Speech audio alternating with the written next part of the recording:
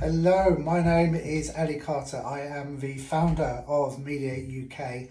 I'm going to talk to you today in this video about the 10 options that you have for your property when you're going through a divorce or separation. I haven't covered off the option that you both stay living together in the same house because most people who are divorcing or separating don't want to do that.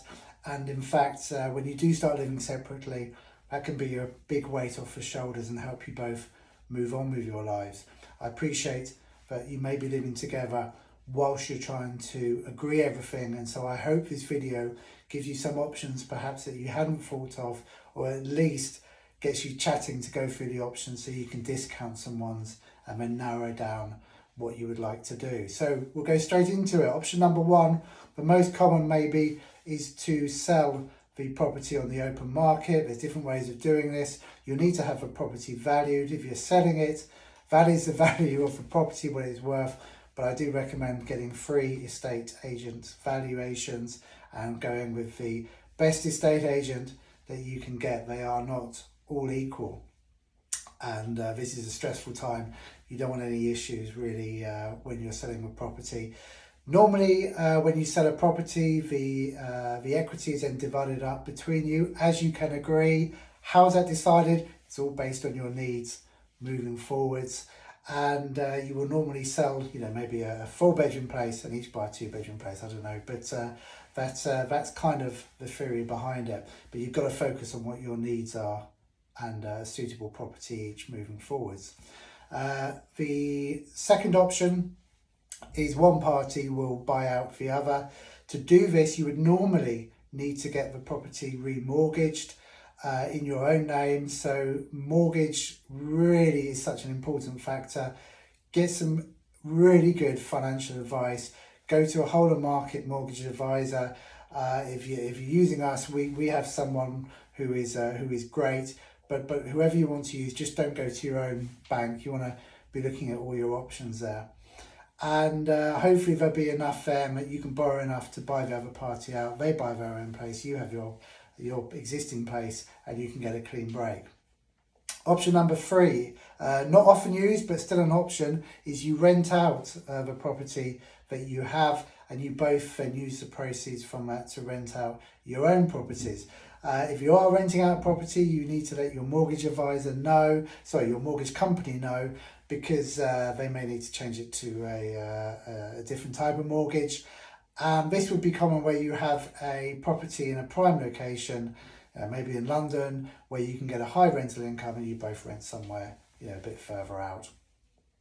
Next up, we have a charge. So this is where you would remortgage the property in your own name to allow the other party to get a new mortgage, but they will put a charge on the property so that at some point in the future, usually perhaps when the children are older and the property is sold, that they will get some proceeds back from that property.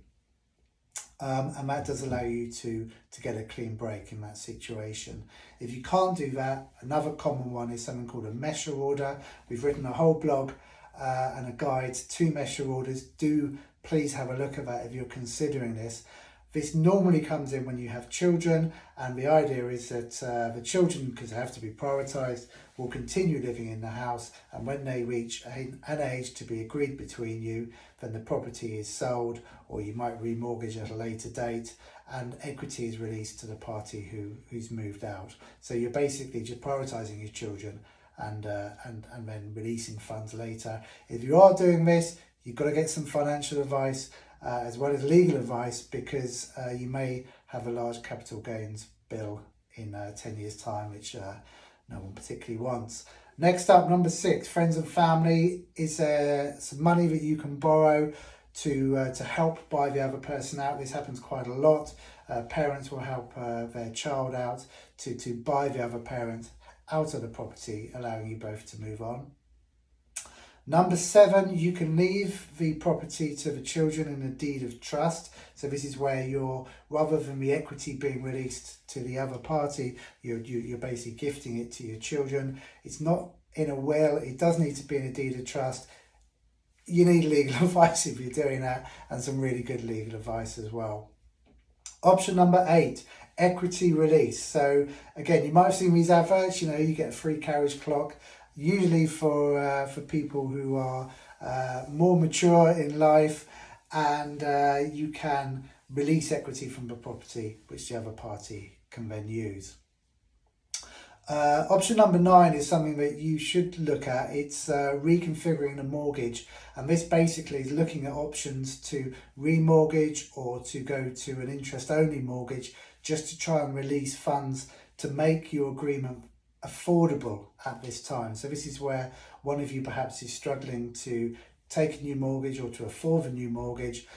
There's not enough money in the family pot, so reconfiguring your mortgage can help with that as well. And some companies will let you do a mortgage holiday as well. And then finally, you can call it nesting, sharing, whatever the term is.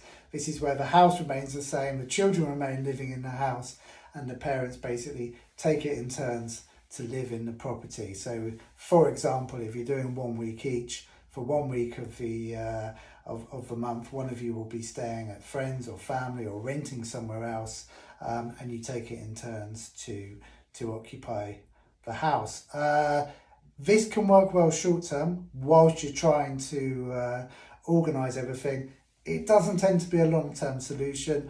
I mean, there's no reason why it can't be, but it's quite awkward.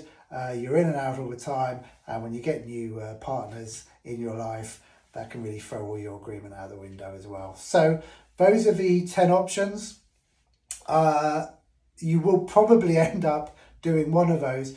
Just remember, with the property, it's all about needs. You're going to have to try and fund 2 households, whereas beforehand you were funding just the one. So it is difficult. We know that. Use mediation if you're really struggling. We can help you go through all the options, and just remember that everyone who does divorce or separates ends up achieving 2 separate properties or 2 separate households somehow. So you will get there and move on with your life. You're going to be absolutely fine. Best of luck.